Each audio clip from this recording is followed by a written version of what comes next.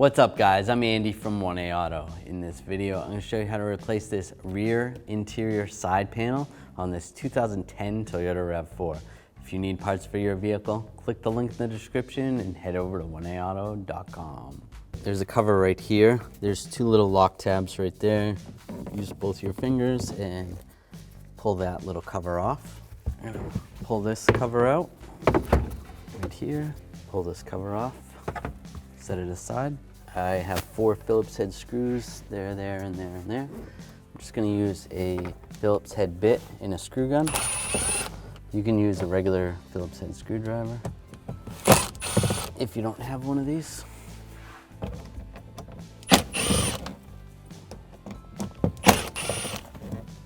Now we're just gonna grab this panel and very forcefully lift it up, just like that.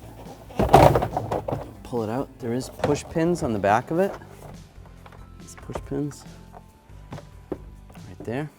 Now we just have to take this panel off right here and this one as well. Just use a trim tool.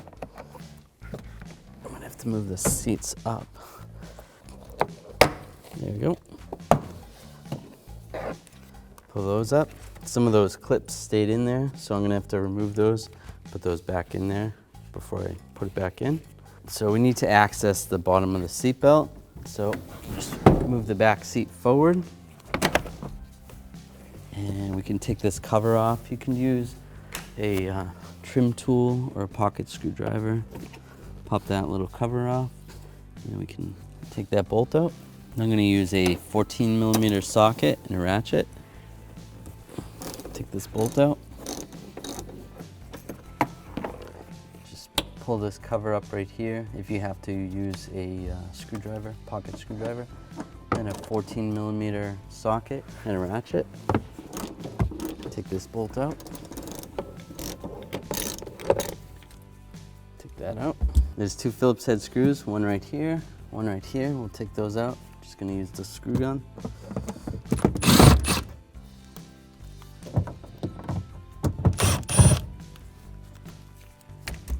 There's a 10mm bolt right there. Just gonna use a 10mm socket extension and a ratchet. Get this bolt out right here. Just take a magnet, get that nut out. And there's another bolt right here. Just use a 10mm socket and a ratchet. Take this bolt out. Pull that one out. This panel right here has to come off. Just grab it. Just slide it up. There we go. It's just push pins on that. A couple clips on the bottom, or guide pins. This piece can come up, but you don't really need it to. There's just some pins right there, and some guides right there. So we just have to take this trim off right here. I'm just gonna use a pocket screwdriver. There is some clips. One here, one on the bottom, and then on the side, it's just clipped in. Just be careful, just do it slowly. Try to not break it. There we go. So that's where the clips are. There's one there, one there, one there and there, and then the back side clips on to the handle right there. So take that off. You don't have to take the handle off, that's separate from the cover. Now I just want to get underneath in the front and just start sliding it out.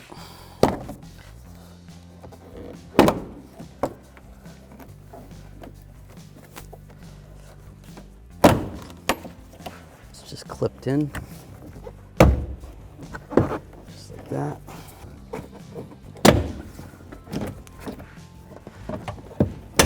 Just grab that. Just push pins in there. There is a connector right here.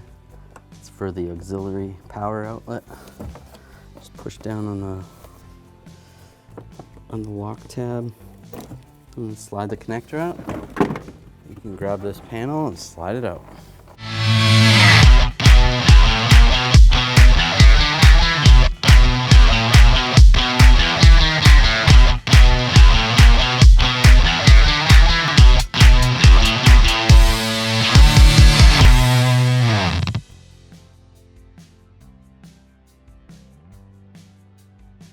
some of these trim clips came out of the panel, so I'm just going to use this trim clip removal tool. We actually sell this at 1aauto.com. Just put that on there, and these slide out pretty slick. Slide that back in position right there. Then there's another one right here. Do the same. Just like that. And slide it in right there. These came out as well, so I'll take these out. Slide those back into those other panels. These go in this panel, just like that. The way this panel clips on over here near the weather stripping, I'm just gonna pull up the weather stripping. It'll make it a little bit easier to install the panel. Just slide that out of the way. Then we can install the panel. Now I'll just connect this connector to the auxiliary outlet. Right there. Make sure the seatbelt's out of the way. And just line everything up. Everything's lined up, and just start pushing it on.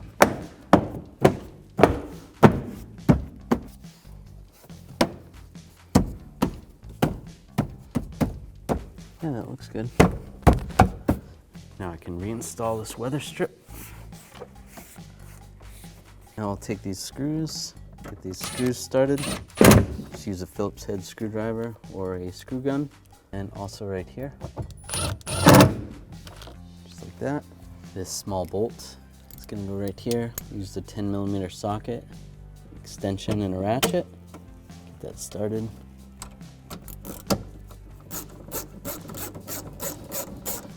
And snug that up. And this one's gonna go next. This needs to go only on one direction.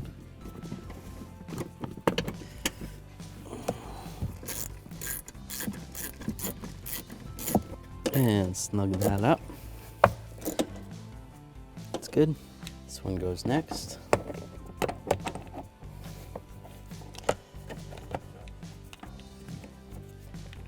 Get this one started. Kind of want it sitting like that as you get it on. Now I'm going to use a 14mm socket and a ratchet to tighten this one. And snug that up.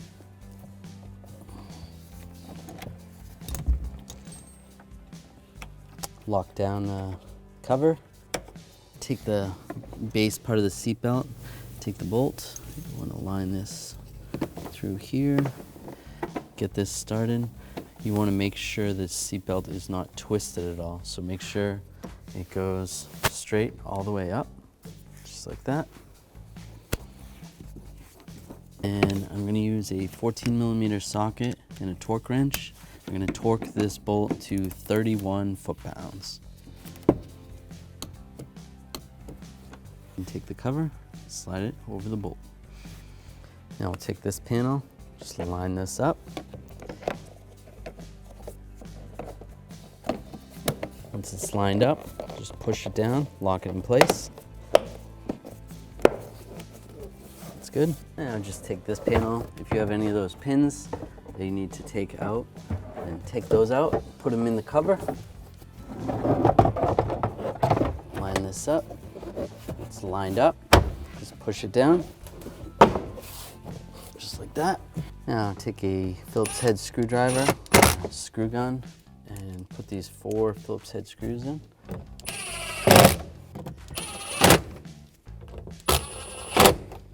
Now I'll take this panel, line these tabs up down below, those little slots. Once that's all lined up, just push it down. Take this panel, if you took it off, you didn't have to, but line these slots up, lock that down. Just slide this cover over the handle part first, back here. Just like that, and then lock it down. Take this cover, line this up in the back, lock it in place. And you can put these covers back. That one goes there. This one has these alignment tabs. Line those up. Put that there. Thanks for watching. Visit 1aauto.com, your place for DIY auto repairs, for great parts, great service, and more content.